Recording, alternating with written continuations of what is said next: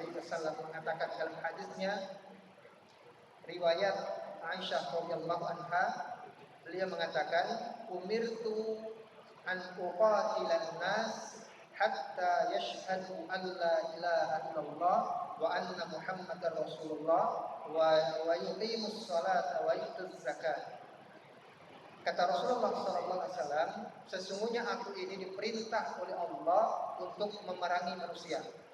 Itu kan persoalan yang berat ya, memerangi manusia. Meskipun para ulama kemudian menjelaskan, memerang itu tidak sama artinya dengan membunuh. Karena tidak setiap orang yang wajib diperangi, maka wajib dibunuh, itu tidak. Jadi memerangi itu kata Rasul, kata para ulama di dalam hadis tersebut adalah adanya kewajiban atas Rasulullah dan termasuk kita agar menyampaikan Islam itu ke segala penjuru dunia. Oleh karena itulah maka dengan kewajiban itu maka boleh jadi akhirnya kewajiban itu tidak bisa ditunaikan kecuali dengan cara memerangi. Memaksa orang menjadi orang beriman itu baik, gitu ya. Tetapi dengan aturan-aturan yang telah ditetapkan oleh syariat. Jadi kita membuat orang yang tidak beriman menjadi beriman itu wajib. Sampai kemudian boleh memeranginya. Tentunya dengan aturan, gitu ya. Itulah yang dilakukan oleh Rasulullah SAW. Maka beliau mengatakan, umirtu an uqatilan nas hatta yashhadu an la ilaha illallah wa anna muhammadar rasulullah wa yuqimus shalah wa yutuz zakat. Jadi aku diperintah oleh Allah untuk memerangi manusia sampai mereka bersyahadat, dan ternyata syahadat di situ Rasulullah tidak sebutkan satu saja. Artinya Rasulullah menyebutkan hatta yashhadu an la ilaha illallah wa anna muhammadar rasulullah. Harus ada dua. Kenapa? Karena iman kita tidak akan sah kalau cuma satu doang. Ada orang mengatakan la ilaha illallah kemudian cukup misalnya. Kan tidak ada kemudian kita kewajiban selain menetapkan doang berarti. Menetapkan Allah itu Tuhan kita. Kalau begitu sudah sempurna maka enak sekali kita, nggak ada sholat, nggak ada puasa, nggak ada zakat dan sebagainya.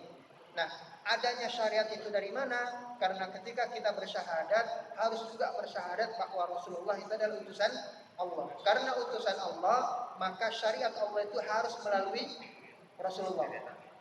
Oleh karena itulah maka tidak boleh kita membuat syariat sendiri.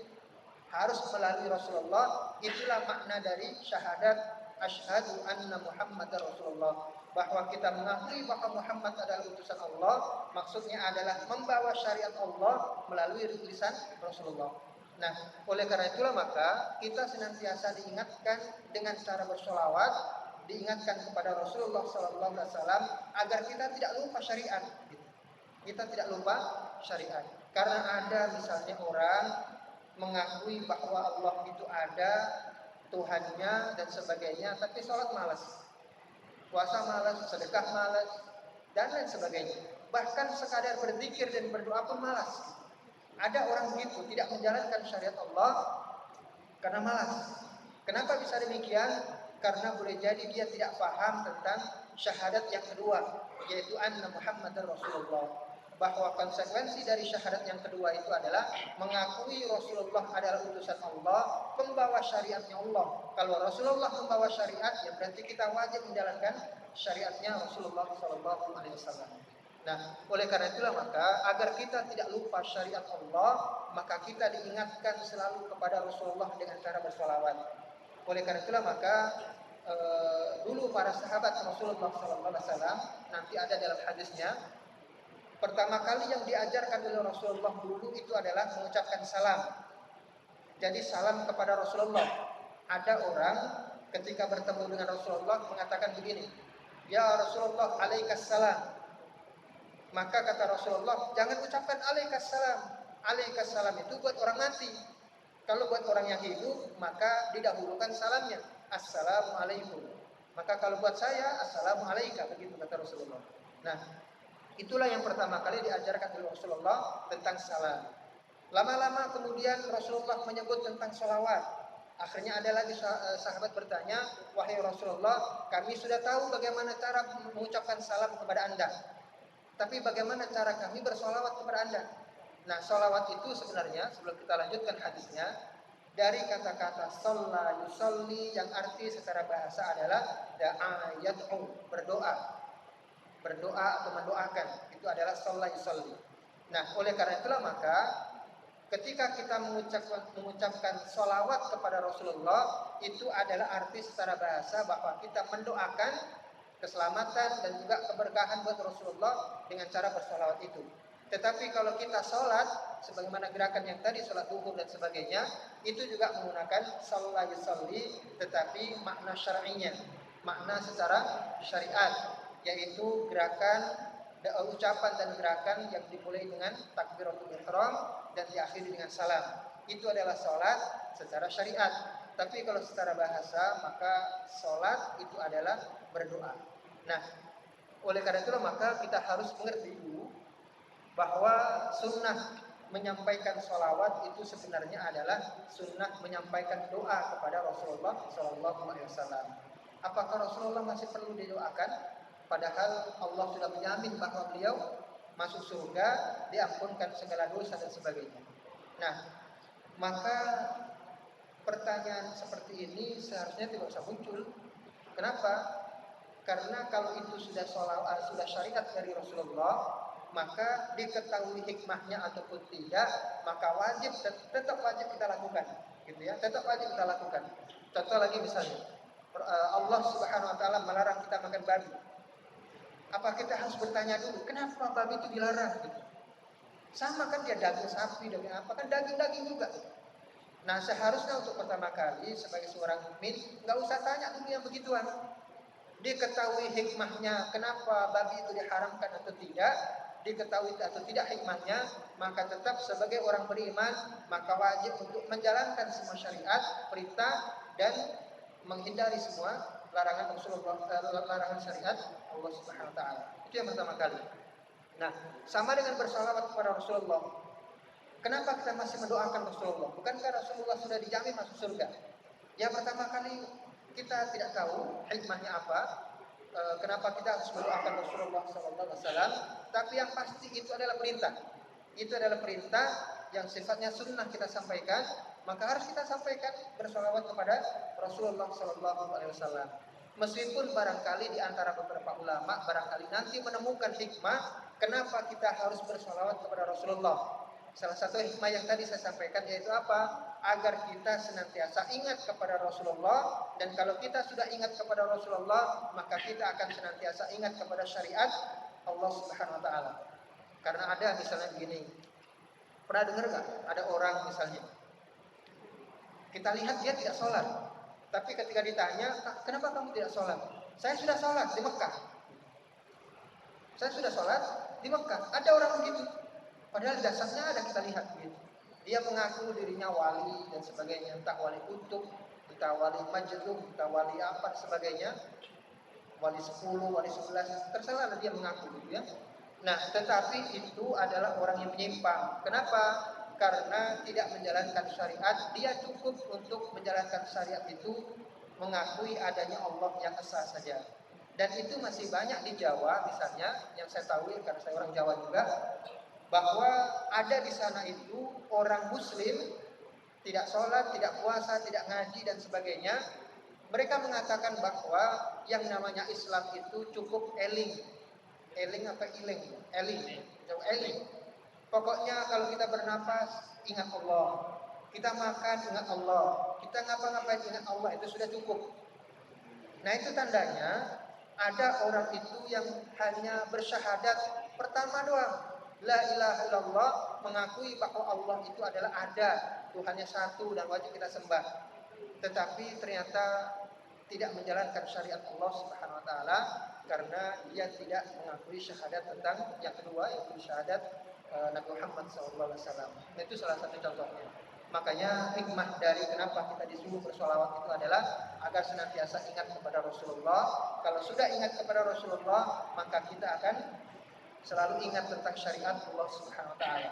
Nah, kita lanjutkan tadi bahwa ada salah seorang sahabat bertanya kepada Rasulullah, wahai Rasulullah, kami sudah mengerti, sudah tahu bagaimana cara kami mengucap salam kepadamu, tetapi bagaimana cara kami bersolawat? Maka Rasulullah SAW kemudian mengatakan, bahwa sholawat kepadaku itu adalah dengan mengucap Allahumma salli ala Muhammad. Oh, kenapa tidak ada sayyidina? Nah, nanti kita bahas. Jadi Rasulullah SAW mengatakan Allahumma salli ala Muhammad wa ala ali Muhammad wa barik ala Muhammad. Allahumma salli ala Muhammad wa ala ali Muhammad kama sallaita ala ali Ibrahim, tanpa menyebutkan Ibrahim. Jadi itu yang dikatakan oleh Rasulullah SAW dalam dua riwayat juga sama begitu. Jadi Allahumma salli ala Muhammad wa ala ali Muhammad kama sallaita ala ali Ibrahim innaka Hamidum Majid wa barik ala Muhammad wa ala ali Muhammad kama barakta ala ali Ibrahim, tanpa disebutkan Ibrahim, innaka Hamidum Majid. Nah, artinya bahwa boleh jadi di antara kita selama ini sudah hafalnya tidak begitu ya. Hafalnya adalah kama shallaita ala Ibrahim wa ala ali Ibrahim. Nah, itu yang tersebar di kita. Tetapi kalau misalnya riwayat yang sahih itu adalah dari Rasulullah tanpa menyebutkan Ibrahim, entah pada salawatnya, entah pada barokahnya. Jadi Allahumma salli ala Muhammad wa ala ali Muhammad kama shallaita ala ali Ibrahim, langsung begitu. Yang barokah juga sama, wa barik ala Muhammad wa ala ali Muhammad kama barakta ala ali Ibrahim. Langsung innaka Hamidum Majid. Riwayat yang kedua sama, cuman innaka Hamidum Majidnya dua. Setelah kama shallaita ala ali Ibrahim innaka Hamidum Majid, kemudian wa barik ala Muhammad, seterusnya, dan diakhiri dengan innaka Hamidum Majid. Kemudian bacaan fil alamina juga tidak ada. Ya, fil alamina juga tidak ada. Jadi kalau misalnya kita mau bersalawat kepada Rasulullah di dalam sholat maupun di luar sholat, maka cukup yang seperti tadi. Pertama, memang lafalnya tidak ada penyebutan Ibrahim. Untuk yang kedua, kama shallaita ala ali Ibrahim, langsung innaka Hamidum Majid, ataukah innaka Hamidum Majidnya ditaruh di belakang juga tidak apa-apa. Nah, yang kita soroti misalnya adalah tanpa ada sayyidina. Tanpa ada sayyidina. Apakah boleh atau tidak boleh mengucapkan itu? Maka pertama, ya kita nasihatkan diri kita nggak usah bertengkar dalam urusan itu. Ya, karena bertengkar dalam urusan sayyidina itu juga dilarang. Kan kita dilarang, pertengkaran itu ada. Tapi kalau larangan mengucap sayyidina tidak ada. Cuman masalahnya adalah kalau kita mau mengikuti apa yang ada, insya Allah itu sudah cukup tanpa sayyidina dan sebagainya. Bagaimana kalau menyebutkan sayyidina? Ada ulama berbeda pendapat. Yang pertama, tetap menjaga sebaiknya tidak usah. Kalaupun dibolehkan, maka itu dibolehkan karena sayyidina itu tidak termasuk kalimat yang hulu atau berlebih-lebihan. Jadi kalau dalam kita memuji Rasulullah SAW, itu ada beberapa hal yang perlu kita perhatikan. Apakah pujian kita itu sudah sampai tahap melebihi batas syariat atau tidak? Maka sayyidina itu tidak melebihi batas. Kenapa? Karena para ulama juga ada yang membolehkan itu. Bagaimana yang masuk dalam melebihi batasnya? Misalnya ada penyebutan dalam bait syair yang bunyinya anta nurun fawqa nuri. Ya kan? Anta nurun fawqa nuri, itu kan kita sering kali mendengar itu ya. Nah, itu termasuk yang tidak boleh. Kenapa? Karena itu mengambil dari ungkapan Allah di dalam surah An-Nur ketika Allah menjelaskan tentang cahayanya Allah. Maka cahaya Allah itu tidak sama dengan cahayanya makhluk. Makanya Allah mengatakan nurun ala nur. Cahayanya Allah itu di atas cahaya makhluknya. Jadi sifat cahaya itu tidak boleh dan tidak layak disematkan kepada makhluk. Itu hanya boleh disematkan kepada Allah Subhanahu wa taala. Sehingga penggunaan anta nurun fawqa nuri itu juga tidak boleh. Karena kita memuji Rasulullah itu ada batasnya. Jangan sampai kita memuji Rasulullah menempatkannya sebagaimana Tuhan, sebagaimana Allah Subhanahu wa taala. Oleh karena itulah maka ada beberapa hal pujian kita yang masih dibolehkan. Misalnya penyebutan Allahumma salli ala sayyidina wa habibina wa syafi'ina wa maulana wa uswatina wa qudwatina, masih boleh begitu. Karena itu tidak menempatkan Rasulullah sebagai Tuhan, sebagai Allah Subhanahu wa taala. Tetapi kalau sudah sifat Allah dipakai buat sifatnya Rasulullah, baru itu tidak boleh. Itu bagi mengikuti pendapat ulama yang membolehkan penggunaan Sayyidina dan sebagainya. Tetapi kalau kita tanpa Sayyidina, maka insya Allah sudah cukup, sudah sah maksudnya. Tanpa ditambah pun sudah sah, karena Rasulullah sendiri yang bilang seperti itu. Nah, maka kemudian pembacaan fil alamin, karena memang tidak ada di dalam riwayat, ya berarti kita memang tidak usahlah menggunakan fil alamin. Bagaimana kalau ditambah? Ya tetap tidak dosa, cuman sebenarnya cukup tanpa fil alamina. Fil alamina tidak usah juga tidak apa-apa. Nah, hadirin sekalian, insyaallah sama-sama dimuliakan Allah. Ada satu keutamaan yang disebutkan oleh Rasulullah tentang bersolawat ini. Beliau mengatakan, man shalla alayya salatan. Barang siapa yang mengucap salawat yang tadi itu ya. Kalau diucap panjang. Bagaimana kalau diucap pendek, boleh apa tidak? Boleh, misalnya sekadar sallallahu alaihi, sallu alaihi atau sallallahu alaihi, cukup misalnya. Tapi kalau disempurnakan maka jauh lebih bagus. Nah, maka di sini Rasulullah mengatakan man shalla alaihi salatan. Barang siapa yang mengucap salawat kepadaku sekali saja, maka sallallahu alaihi biha asyra. Maka Allah akan bersalawat atau mendoakan buat orang yang menyampaikan salawat kepada Rasulullah berapa kali? 10 kali. Jadi dibalas dengan 10. Kemudian di dalam hadis yang lain, yang ini perlu sekali kita harus jelaskan, yaitu hadis yang seringkali dipakai buat orang menyampaikan salawat kepada Rasulullah dan meyakini rohnya Rasul itu bisa balik. Gitu. Nah, di dalam sebuah hadis Rasulullah mengatakan begini, anna Rasulullah sallallahu alaihi wasallam, sesungguhnya Rasulullah sallallahu alaihi wasallam berkata, ma min ahadin yusallim alayya, tidaklah seseorang yang mengucap salam kepadaku illa raddallahu alayya ruhi, kecuali Allah kembalikan ruhku kepadaku, hatta aruddahu alaihi salam, sampai hingga aku mengucapkan salam balik buat dia. Jadi barang siapa yang mengucap salam kepadaku, maka Allah akan balikkan rohku kepada jasadku sampai aku kemudian bisa membalas salamnya. Gitu. Nah, inilah yang kemudian kita harus jelaskan begini. Ada orang memahaminya sebagaimana pemahaman biasa saja ketika mereka hidup di dunia. Jadi misalnya Allah membalikkan rohnya Rasulullah, berarti Rasulullah hidup kembali, tetapi ada di dalam kubur hidupnya. Gitu. Nah, kenapa ada orang memahami seperti itu? Karena dia masih menyamakan antara alam dunia dengan alam barzakh. Nah, ini yang tidak mungkin. Karena alam itu dibagi 3, alam dunia, alam barzakh sebagai pemisah antara dunia dengan alam yang ketiga, yaitu alam akhirat. Semuanya berbeda. Bahkan alam mahsyar itu sudah termasuk alam akhirat. Sehingga ketika kita dikumpulkan, dibangkitkan dari kubur, berjalan bersama menuju Allah, itu semua kita tidak bisa bayangkan apakah sama dengan ketika kita masih di dunia. Tidak bisa begitu. Itu sudah beda. Oleh karena itulah maka kehidupan di dunia beda dengan kehidupan di alam barzakh. Kehidupan di dunia atau di alam barzakh beda dengan kehidupan di akhirat.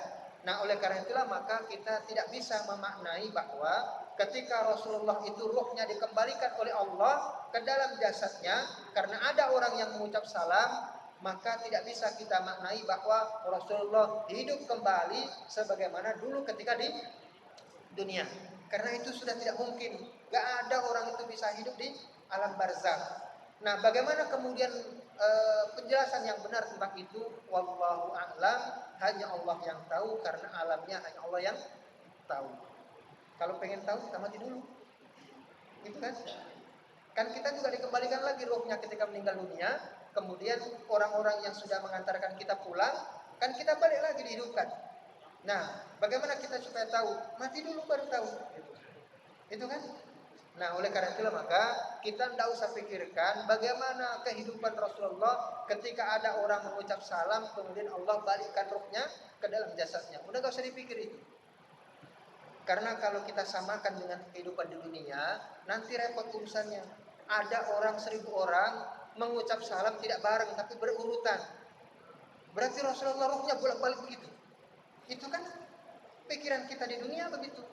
Oleh karena itulah maka tidak usah dipikir yang begituan. Karena kita juga buat apa mikirin begituan? Mendingan kita pikirkan bagaimana kita meningkatkan iman kita, amal soleh kita dan sebagainya. Sehingga kemudian cukup kita hanya mengucap salam kepada Rasulullah, kita nggak usah dipikir bagaimana Rasulullah itu ketika dikembalikan rohnya. Nanti siang dibalikin lagi, nanti malam dibalikin lagi, karena orang mengucap salam sering gitu. Nah, nggak usah dipikir yang begituan. Yang kita pikirkan adalah bagaimana menjalankan sunnah Rasulullah, mengucap salam kepada beliau, udah selesai cukup. Gak usah kita pikirin bagaimana Rasulullah ketika rohnya dibalikin oleh Allah Subhanahu Wa Taala. Nah, hadirin sekalian, insyaallah sama-sama dimuliakan oleh Allah. Inilah yang kemudian diyakini juga oleh orang ketika mereka membaca apa itu bacaan asyraqal badru alaina, yang syrokolan itu ya, kalau dalam itu apa namanya, bacaan apa saya lupa, yang kemudian orang pada berdiri menyambut Rasulullah datang dan sebagainya. Nah, itu muncul, kenapa pikiran itu muncul? Karena itu tadi dimulai dari yang awal, bahwa Rasulullah itu ketika diucapkan salam, rohnya dibalikin oleh Allah, berarti beliau hidup. Karena beliau hidup, makanya bisa datang. Orang hidup bisa datang kan? Gitu. Bisa datang. Nah, oleh karena itulah maka, karena kita mikirnya terlalu jauh, di luar jangkauan kita, akhirnya sembarangan kita mikirkan. Oleh karena itulah maka kalau kita mengucap salam, mengucap sholawat kepada Rasulullah, cukup kita hanya berkeyakinan itulah syariat yang Allah tetapkan buat kita. Tidak usah lagi kita mikir bagaimana mendatangkan Rasulullah dengan cara mengucap asyraqal badru alaina dan sebagainya. Karena kita juga akhirnya begini kan, kalau ada orang melakukan maulid itu 1000 tempat berbeda-beda, berarti bagaimana itu Rasulullah caranya untuk datang bolak-balik begitu. Begitu kan? Nah, makanya yang begituan gak usah dipikir. Yang kita pikirkan adalah tetap kita menjalankan sunnah, mengucap salam dan salawat kepada Rasulullah, dan udah urusan selesai, kita telah mendapatkan apa yang insya Allah kita dapatkan dari pahala Allah Subhanahu Wa Taala. Barangkali sampai di sini yang saya sampaikan. Silakan kalau ada pertanyaan, silakan ditanyakan. Ada yang tanya?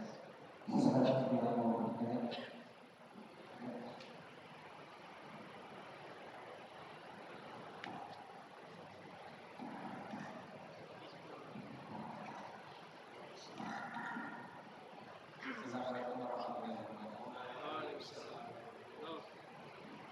Apakah peringatan Maulid Nabi itu termasuk dalam yang menunjukkan atau terus hukumnya gimana?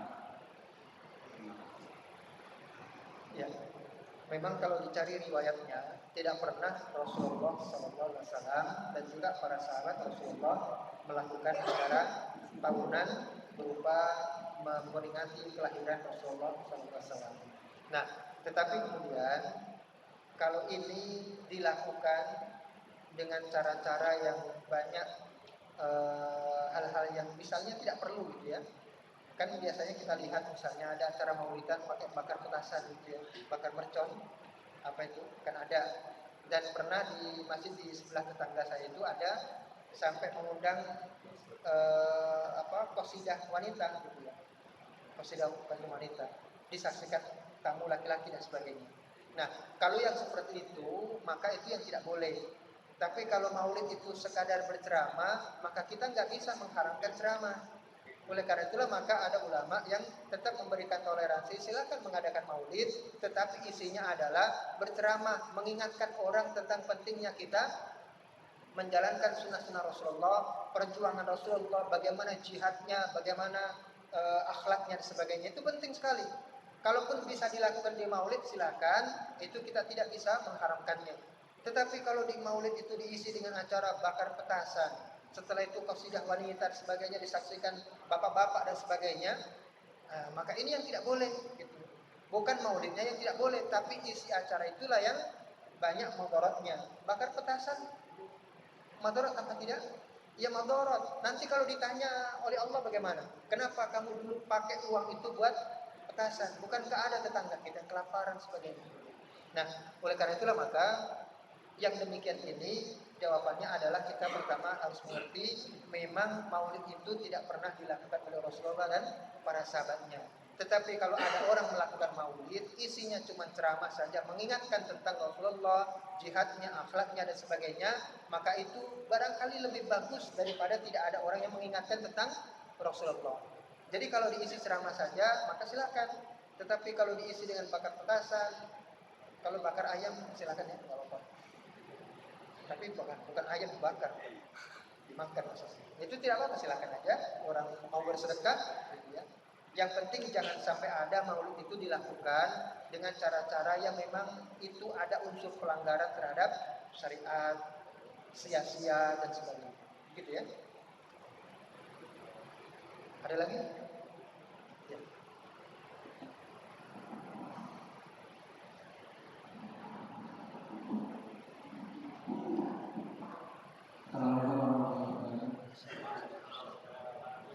Tadi kan disebutkan bahwa salawat itu untuk mengingat, senantiasa mengingat dan mendoakan Rasulullah.